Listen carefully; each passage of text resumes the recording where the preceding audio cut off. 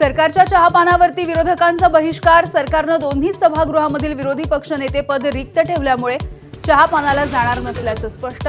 तर सरकारकडून कोणतीही अपेक्षा नाही, विरोधकांचा हल्लाबोल.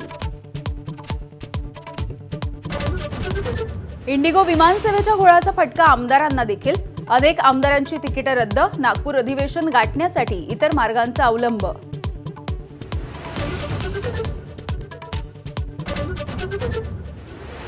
पवार कुटुंबियांचा डान्स आणि राजकारण देखील एकत्रित असतं. 2024च्या विधानसभेत शिकार झालो.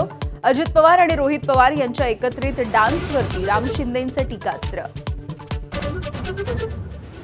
नाशिकमधल्या तपोवनातील वृक्षतोडीला सर्व स्तरामधून विरोध. राजकीय पक्षांच्या नंतर आता कलाकारांचं पथनाट्य सादर करून वृक्षतोडीला विरोध.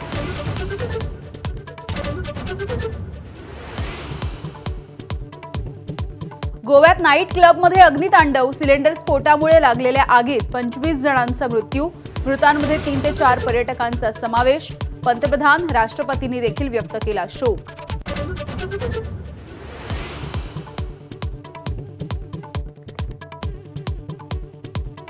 स्मृती मानधना आणि पलासचं लग्न अखेर मोडलं. स्मृतीनं सोशल मीडियावरती पोस्ट करून दिली माहिती.